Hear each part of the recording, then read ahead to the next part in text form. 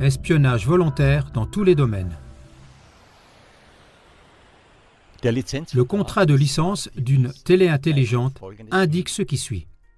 Samsung pourrait collecter des commandes vocales.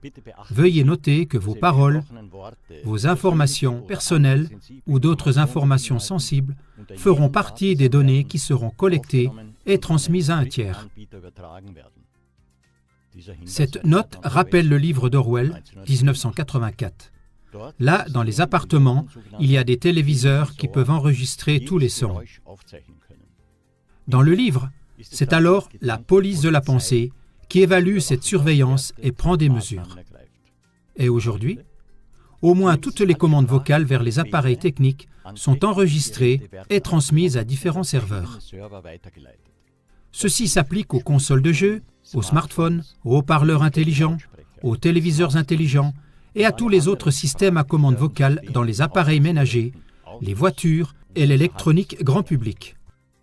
Selon l'Express Zeitung, aucun État ni aucune organisation internationale ne serait en mesure de gérer logistiquement et financièrement l'espionnage de la population mondiale avec des appareils d'écoute mobile du type iPhone, Samsung Galaxy ou Amazon Echo, si les consommateurs eux-mêmes ne l'acceptaient pas volontairement.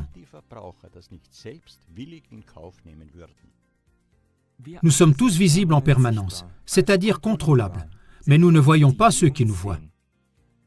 Écrit le sociologue Harald Welzer dans La dictature intelligente, l'attaque contre notre liberté. On utilise les données en ligne comme arme. Le scientifique Michal Kosinski étudie des méthodes pour mesurer la personnalité d'une personne. Il a développé une méthode par laquelle il compare les valeurs demandées aux personnes testées avec toutes les données en ligne disponibles à leur sujet. Il a prouvé que 150 likes d'une personne sur Facebook en disent plus que ce qu'en connaît sa propre famille. Il n'est donc pas surprenant qu'en octobre 2018, le chef de la multinationale Apple, Tim Cook, ait souligné que de plus en plus d'entreprises accumulent d'énormes quantités de données. Les informations individuelles apparemment inoffensives sont soigneusement compilées, négociées et vendues. De cette manière, des milliards de dollars changent de main chaque jour.